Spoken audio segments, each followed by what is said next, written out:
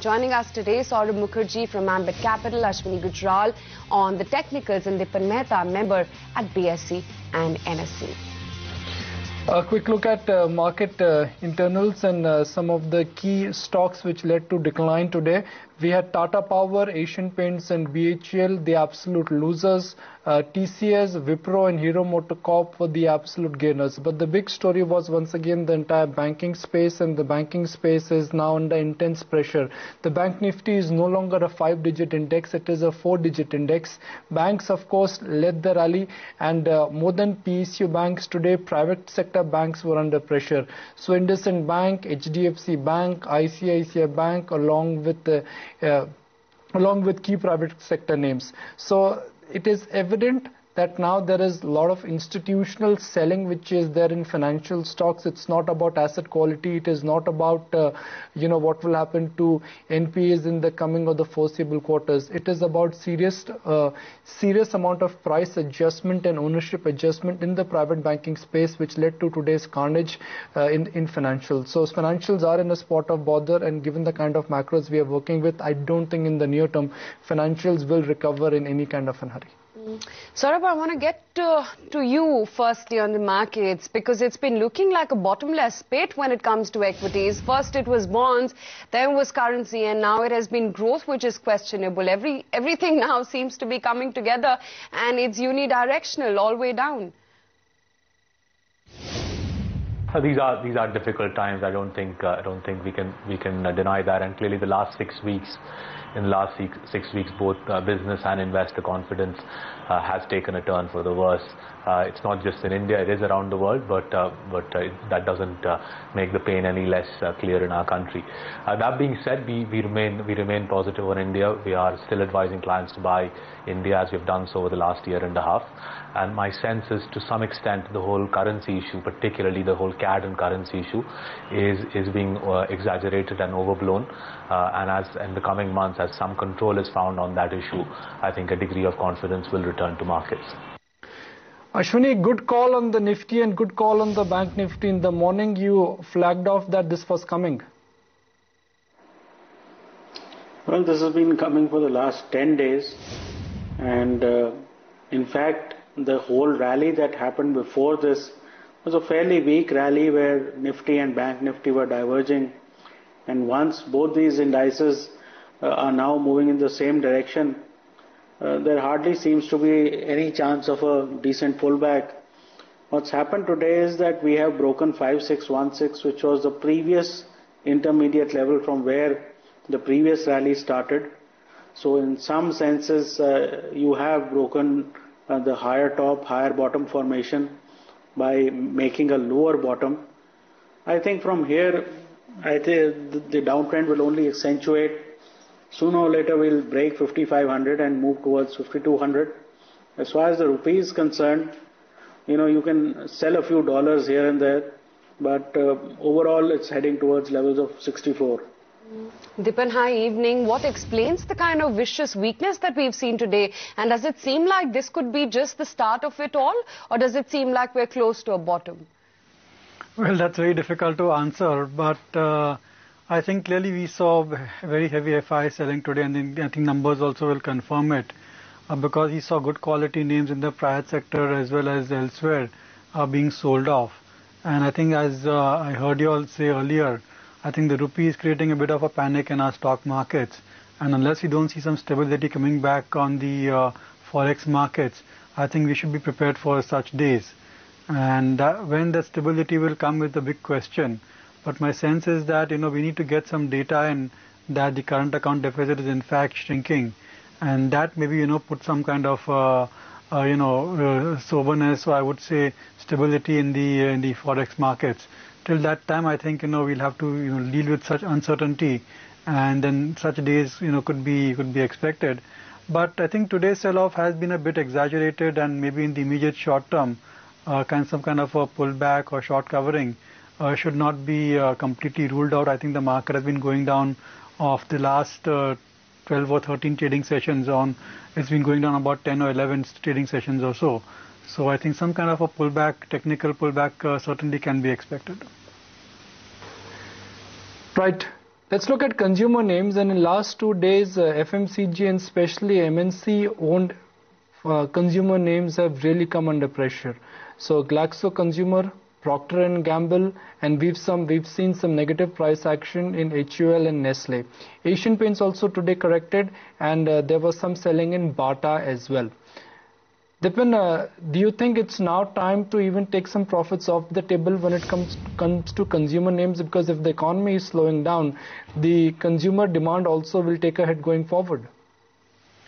Yeah, I think they are in a precarious position, and it's not just that consumer demand may get impacted, but the fact is that these stocks are trading at lofty PE multiples.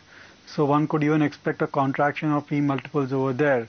So yes, selectively, I think the time has come to kind of shed some kind of positions in the FMCGs.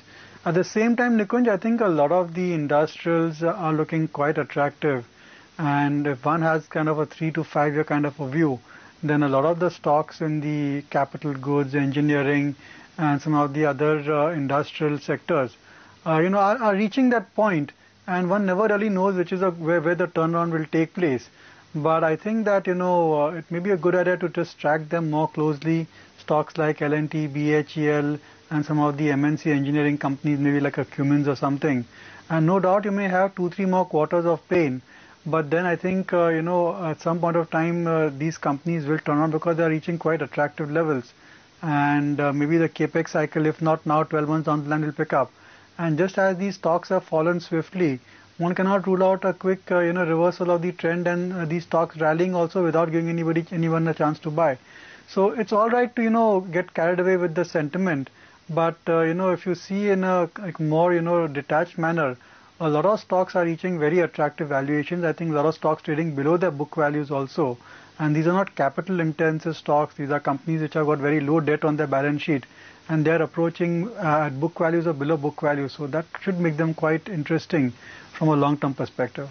Okay, Dipan, hold on to that thought. Lots more to chat about. But for now, we're going to take a very quick break. And as we do that, let's also hear out from Ramdev Agarwal from Motilal Oswal and his thoughts on the markets and sectors.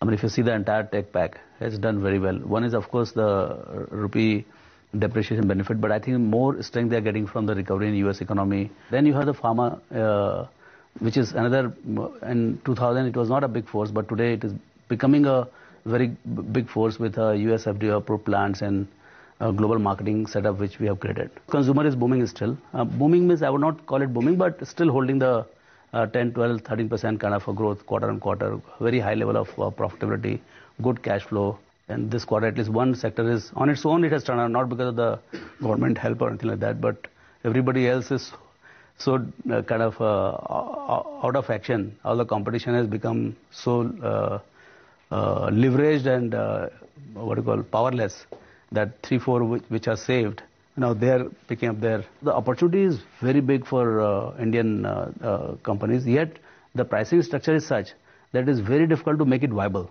A new player to enter in here is, so I think government is absolutely right in making it 100% FDI. The quality of asset which PSUs banks have typically is looking far more worse. And this is the peak of the credit cycle. So they don't have dearth of pre-provisioning profits, but provisions credit cycle is so severe right now. One is disappointed. I mean, we never thought that exchanges are such a dangerous animal, So exchanges are supposed to be a safe place for the investors to go. And I think the role is even for the government to make sure that exchanges are a safe place to go for everybody. You have to buy only quality.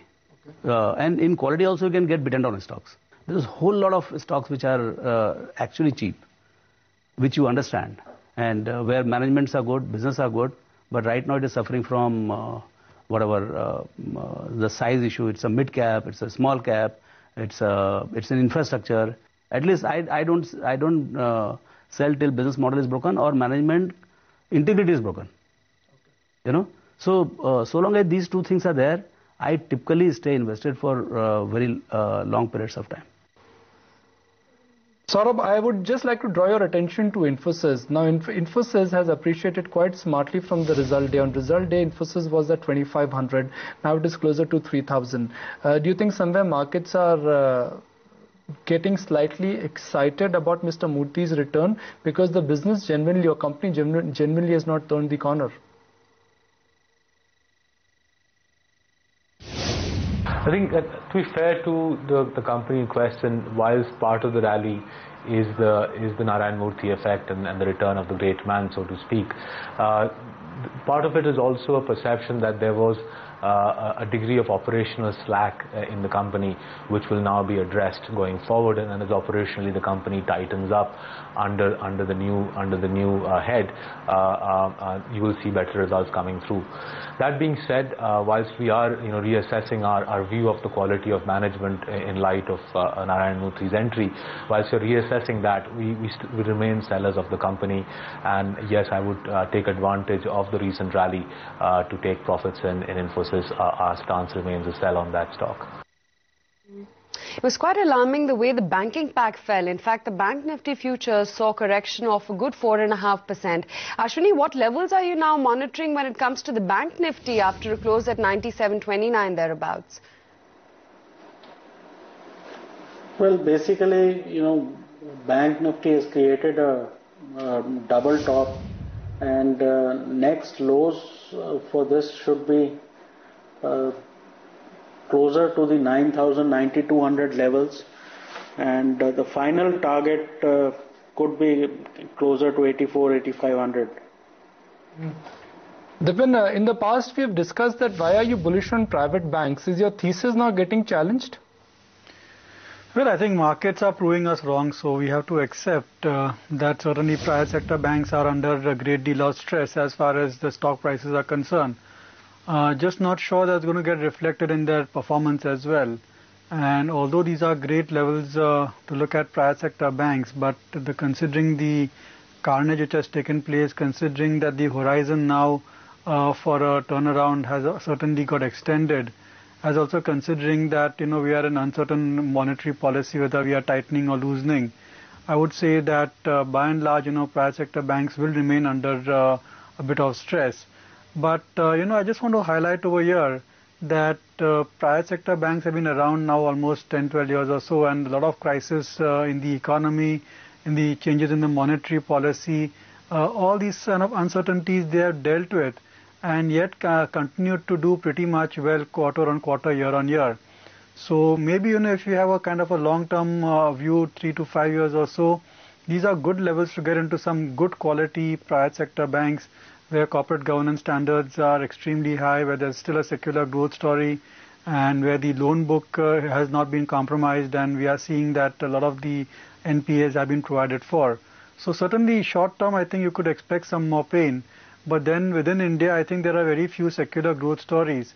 And I think private sector banks continue to be secular growth stories. They continue to gain market share at the expense of public sector. And whenever the turnaround does take place in the economy, I think these will be first off the block.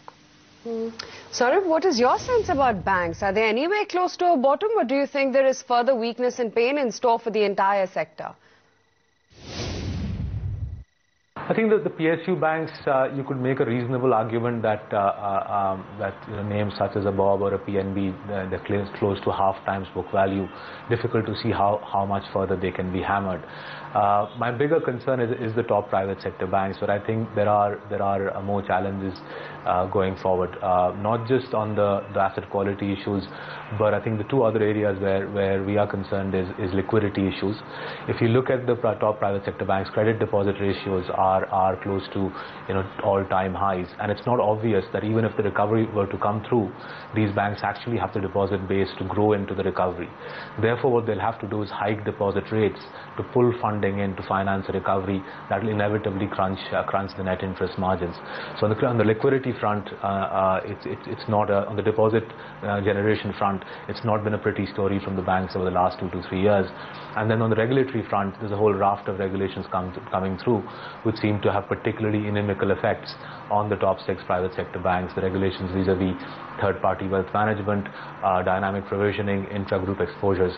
So our view remains on the top private sector banks that these are fundamentally overvalued, significantly overvalued rather, and there are better places to make money in India rather than to park yourselves in these banks. Before we wrap, let's get you some stock ideas for tomorrow morning. Navneet, what is on your watch list for tomorrow? Well, Nikunj, the sentiment continues to be pretty weak. So 2 sell calls coming in from the dealing room. Starting off with Asian Paints, a counter which has lost about over 12% in last 2 trading sessions. In fact, for the last 6 straight trading sessions, this counter has been falling. And well, even if you look at the fundamentals, the industrial segment of this particular company has not been doing well, owing to the slowdown in the economy which we've seen. And plus, it's a big question mark whether the company will be able to register a double-digit volume growth for FY14. So based on all of this, dealers are suggesting to go short on Asian Paints. This counter on YTD basis is just about flattish, down about 1%. The other stock is LIC Housing, which touched its 52-week low today. Well, the counter was down by about over 6% in today's trading session. There are asset quality concerns which are emerging for the developer loan book, and also the higher borrowing cost may impact the margins of the company. Not only that, if the slowdown continues, the credit growth going forward could be lesser than what we've seen in the past few trading session. And well, if you look at this counter, it's trading below all its key moving averages. Today also it was down by about close to 6%. On YTD basis, the stock of LIC Housing is down by about 45%. Okay, Navneet, leave it at that. Stocks to watch out for come tomorrow. Ashwini, what are your trading calls for tomorrow morning? Well, BPCL is a sell with a stop of 268, target of 245. IndusInd Bank is a sell with a stop of 375, target of 345. And Canara Bank is a sell with a stop of 246, target of 230. Dipin, what is on your watch list? Well, I think we have to get exposure to these export-oriented companies, and therefore IT and pharma certainly come back into focus. And over there, I think some of the IT companies, maybe you could have a basket of mid-cap, and some of the laggards within the large-cap IT companies could be quite interesting, where there's scope for PE expansion as well as better operating results. And within pharma, I think also, but in pharma, I think it's better to stick with the large cap, because the risk certainly has increased, the way I think stock markets have hammered stocks like Strides Arcolab and even Walcott. So I would say go with the large caps, Dr. Reddy and Sun Pharma. And I think these are safe places to hide till this particular storm is completely over and done with. Having said that, I think usual disclosures about all the stocks and industries we've spoken about, we could have investments or have made recommendations in them. Saurabh, what is it that you're liking right now? Is there anything where one can find value? What does one buy? So I think the obvious place to look at is export-centric plays. At 61 to the dollar, we've depreciated vis-a-vis the dollar by 40% in the last 6 years. But more importantly, we have depreciated to the renminbi by close to 75% in the last 6 years. And that's giving our exporters a huge boost. Now, clearly to build an export franchise in places like Africa, Middle East, Europe takes time. It takes time to build your brand, distribution, after-sales service and so on. But the good news is several companies in our country have already done that. So companies